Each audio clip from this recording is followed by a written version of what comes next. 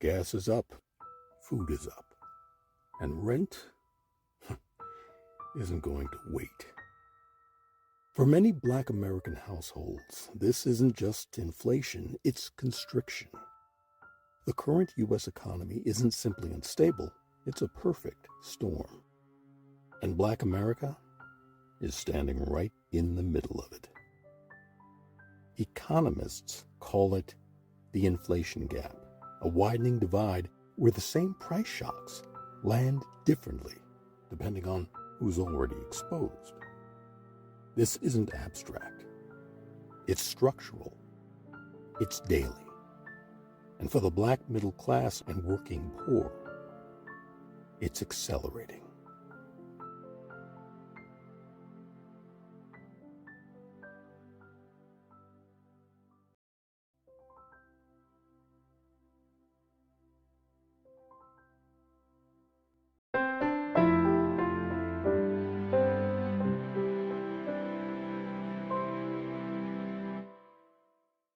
This is African American History is American History.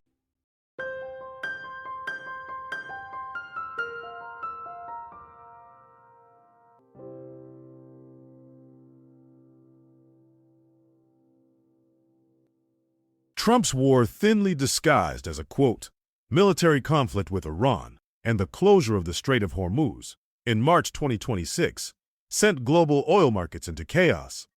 Crude prices surged more than 60% in weeks, triggering one of the sharpest spikes in gas prices in decades. For many Americans, it's an inconvenience, but for many Black households, it's an immediate pay cut.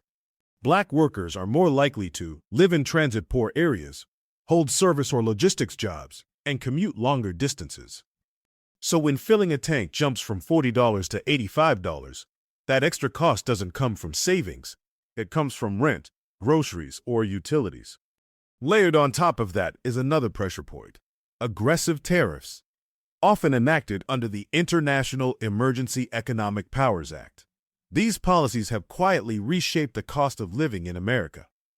By early 2026, the effective tariff rate reached roughly 11%. They're consumer taxes, passed directly to you, and the squeeze is felt mostly at the grocery store. Tariffs on agricultural goods and packaging have kept food prices stubbornly high, even as other sectors cool. According to Yale's Budget Lab, core goods prices rose over 3%, driven in part by these trade barriers. The Trump administration has been touting the myth that tariffs are sold as job protection. In reality, rising input costs, steel, aluminum, have triggered a manufacturing slowdown. The result, 70,000 lost jobs in a sector that has long provided stable middle-class wages for Black workers. The combined force of a trade war slowdown and aggressive federal downsizing, spearheaded by the so-called Department of Government Efficiency, has hit Black workers with surgical precision.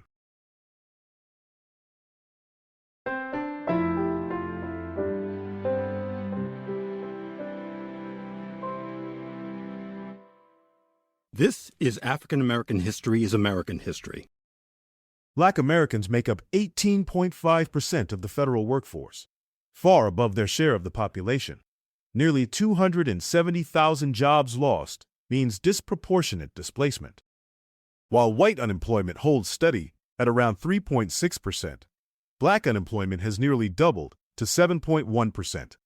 So at the exact moment costs explode, incomes disappear. That doesn't leave much room to breathe, because for Black households, the margin for error is already thin. Low to middle-income households spend about 65% of their income on essentials, compared to 58% for higher earners. When food and fuel spike, there is no cushion, only trade-offs. With regard to transportation, long commutes, rooted in decades of housing segregation and urban sprawl, have turned rising gas prices into a functional tax on employment, erasing wage gains before they're even felt. It's important to know that economic downturns don't hit evenly. Black workers, especially Black men, are often the first to feel the shock and the last to recover. It's a pattern as old as the modern labor market itself. And when federal jobs, one of the most stable pathways into the middle class, begin to disappear, the impact isn't random. It's systemic. It's all about resilience. The median black household holds about $2,200 in liquid assets. White households, closer to $10,000. That gap isn't just numerical. It's a game of survival. Without a financial buffer, even a short disruption, job loss, higher food costs, can trigger high interest debt, eviction risk, and long-term instability. While wealthier households can wait out inflation, many black families are forced to live inside it. For millions of African American families, economic decisions aren't about saving or investing. They're about endurance. This isn't just a random downturn. It's a convergence of forces, policy, conflict, and systemic inequality, placing targeted pressure on those least equipped to absorb it.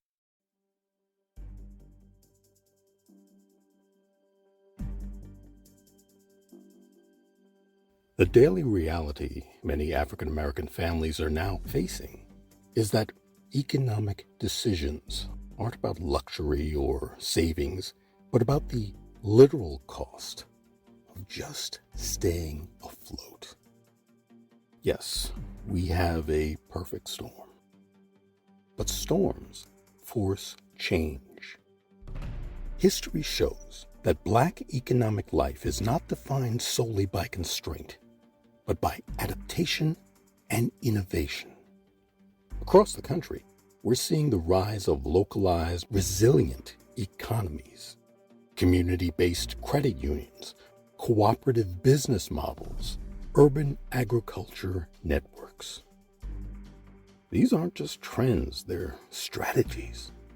They're the difference between simply enduring the storm and building a strong foundation that can withstand it.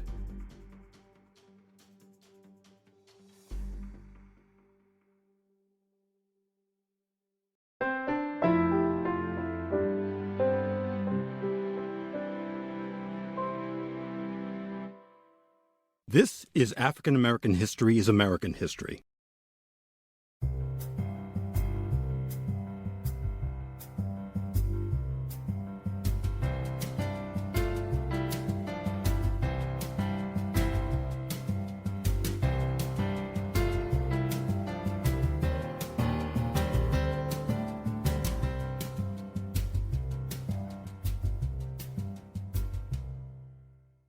This has been African American History is American History. I'm Bryce Carter. I'm Harlan Kearsley. And on behalf of everyone involved with African American History is American History, thank you for listening. It's no secret that with book bans, curriculum restrictions, and the removal of historical markers, Black history in America is systematically being erased. That's why, in order to keep presenting these unique bios and powerful events that rarely, if ever, make it into classrooms, we need your support. Please like, comment, share, and subscribe to the show. And also, consider donating to our GoFundMe campaign. Whatever amount you're able to give will help us to continue producing educational content that not only informs, but inspires future generations. Thanks again, and please, stay safe.